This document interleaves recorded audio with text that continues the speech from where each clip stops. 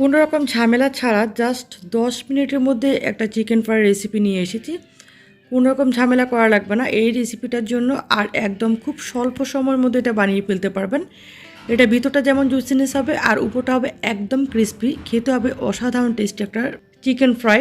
তো সামনে রমজান মাস, এই রমজান মাসে কিন্তু আপনারা এই রেসিপিটা ইফতার আইটেম হিসেবে রাখতে পারেন। তো এখানে একদম সরাসরি চলে যাচ্ছি বানানোর প্রসেস। এখানে নিয়েছি 1 টেবিল স্পুন আদা পেস্ট আর 1 টিস্পুন রসুন পেস্ট। জাস্ট ঘরে থাকা উপকরণগুলো দিয়ে খুব স্বল্প সময় বানিয়ে ফেলতে পারবেন। দিয়ে দিয়েছি সামান্য কয়েক ফোঁটা ভিনেগার আর দিয়ে দিয়েছি টমেটো সস। যেহেতু খুবই স্বল্প সময়ের মধ্যে করছি তাই আমি সামান্য একটু ভিনেগার দিয়েছি, এতে করে মাংসটা কিন্তু একদম সফট হয়ে যাবে। তারপর দিয়ে দিয়েছি স্বাদ মতো লবণ, তারপর দিয়েছি 1 টেবিল স্পুনের মতো লাল মরিচের গুঁড়ো, তারপরে দিয়েছি গোলমরিচ, সাদা গোলমরিচ পাউডারটা দিয়েছি, আর দিয়েছি 1 টিস্পুনের মতো কাশ্মীরি লঙ্কার গুঁড়ো। তারপরে দিয়ে দিয়েছি লেবুর রস, এখানে আমি 1 টুকরো লেবুর রস দিয়েছি। যেহেতু লেবুটার মধ্যে বেশ রস ছিল তাই আমি 1 টুকরো দিয়েছি, তবে এইটার মধ্যে চেষ্টা করবেন লেবুর রসটা একটু বেশি পরিমাণে দিতে। আজকে চিকেন ফ্রাইটা করছি একদম হাতের কাছে থাকা উপকরণগুলো দিয়ে। এখানে দিয়ে দিয়েছি 1 টিস্পুন চিনি, যেহেতু আমি লেবু দিয়েছি তাই চিনি কম্বিনেশনটা একটা কিন্তু টেস্টটা খুবই ভালো আসবে। এখন এটাকে ভালো করে একটু মিক্সড করে নিব। এখানে কিন্তু আমি কোনো প্রকার সয়া সস ইউজ করিনি। সয়া সসটা যদি আপনি না দেন তাহলে কিন্তু একটু সামান্য ভিনেগার দিয়ে দিবেন, এতে করে কী হবে মাংসটা কিন্তু একদম সফট হয়ে যাবে। এখানে হচ্ছে একটা ফ্রাইড চিকেন মিক্সড একটা মশলা, এই মশলাটা কিন্তু চিকেন ফ্রাইয়ের মধ্যে যদি দেন তাহলে কিন্তু খুবই টেস্টি হয় চিকেন ফ্রাইটা। সয়া সসটা যেহেতু আমার বাসায় শেষ তার জন্য দিলাম না, একদমই সংক্ষেপে আজকে চিকেন ফ্রাইটা দেখাচ্ছি। এটা হচ্ছে মানে আপনার হাতের কাছে যে জিনিসগুলো থাকবে ঠিক সেই জিনিসগুলো দিয়ে আপনি এই চিকেন ফ্রাইটা বানিয়ে নিতে পারবেন। তো এখানে আমি এটাকে ভালো করে মিক্সড করে এখন একে একে করে চিকেনগুলোকে সব দিয়ে দিচ্ছি। আমার চ্যানেলে কিন্তু রেস্টুরেন্টের মতো চিকেন ফ্রাই রেসিপি অনেকগুলো দেওয়া আছে, আপনারা চাইলে ঘুরে আসতে পারেন। এক একটা রেসিপির ধরন, এক একটা রেসিপির টেস্ট একদম ভিন্ন ভিন্ন। আশা করছি ঘুরে আসলে একটু হলেও ভালো লাগবে। তো এখানে আমি চিকেন ফ্রাইটা একদম ভালো করে ম্যারিনেট করে নিয়েছি। এখন দিয়ে দিলাম 1 টেবিল স্পুনের মতো কর্নফ্লাওয়ার, তারপরে দিয়ে দিয়েছি ময়দা। এখানে ময়দাটা কিন্তু একদম ফার্স্টে কিন্তু আমি বেশি অ্যাড করব না, কারণ একটু দিব আর মাখিয়ে নিব। এতে করে কি হবে এই চিকেন ফ্রাইয়ের যে কোটিংয়ের যে থিকনেসটা সেটা একদম পারফেক্ট হবে।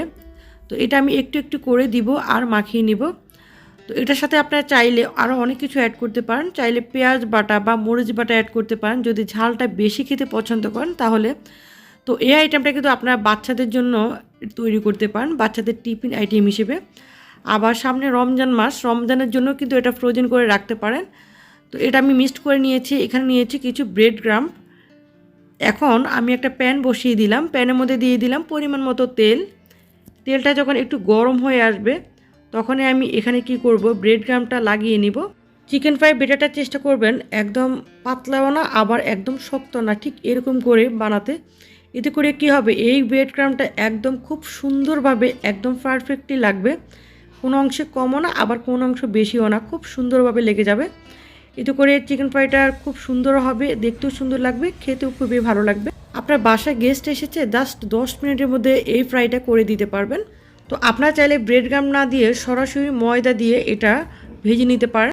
ব্রেড ক্রাম্ব দিয়ে ভাজলে একরকম টেস্ট আসবে আর ময়দা দিয়ে ভাজলে অন্যরকম টেস্ট আসবে। আপনি আপনার ইচ্ছা অনুযায়ী ভেজে নিতে পারবেন। আর ঠিক এরকম করে লাগিয়ে তারপর যদি ফ্রিজে রেখে দেন, ডিপ ফ্রিজে, জাস্ট রমজানের সময় বের করে ভেজে ভেজে নিলে কিন্তু হয়ে যাবে।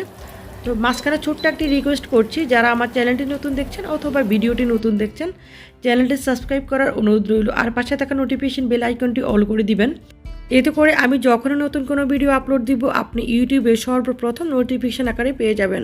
ব্রেড ক্রাম্ব দিয়ে ভাজার কিন্তু একটা সিস্টেম আছে, সেটা হচ্ছে এখানে আমি চিকেনটাকে ব্রেড ক্রাম্বের মধ্যে গড়িয়ে তারপর আমি এখানে দিয়ে দিলাম। তেলটা যখন গরম হয়ে এসেছে তখনই দিয়ে দিলাম। দেওয়ার পরে চুলাটাকে কিন্তু হাই হিটে রাখা যাবে না, চুলাটাকে মিডিয়ামে রেখে এটাকে ভাজতে হবে। এতে করে কি হবে এই ব্রেড ক্রাম্বটা কিন্তু পুড়ে যাবে না। আপনি যদি হাই হিটে করে রাখেন তাহলে কিন্তু ব্রেড ক্রাম্বটা পুড়ে যাবে, কালো কালো হয়ে যাবে, কিন্তু ভিতরে কিন্তু চিকেনটা কিন্তু পারফেক্টলি বয়েলড হবে না। তো এখানে আমি দেখুন চিকেন ফ্রাইটা কিন্তু ভেজে নিয়েছি, এখন আমি উঠিয়ে নিব। উঠিয়ে এটা কি করব, টিস্যুর মধ্যে রাখবো, এতে করে তেলটা কিন্তু একদম চুষে নিয়ে যাবে, একদম সরাসরি প্লেটে রেখে দিবেন না। যারা নতুন রাঁধুনি তাদের জন্য এই টিপসটি কাজে লাগবে। সরাসরি প্লেটে রাখলে কি হবে, তেলটা ফ্রাইয়ের মধ্যে থেকে যাবে, এই তেলটা কিন্তু অনেক ক্ষতি হয়। তার জন্য কি করবেন, ফ্রাইটাকে একটা টিস্যুর মধ্যে রাখবেন, টিস্যুর মধ্যে রেখে টিস্যুটা ফেলে দিবেন, তারপর প্লেটে সার্ভ করবেন। আজকের রেসিপিটি এতটুকু ভালো লাগে লাইক কমেন্টস করতে ভুলবেন না। আর ছোট্ট একটা অনুরোধ রইল, আপনার ফেসবুকে একটি শেয়ার দেওয়ার অনুরোধ রইল।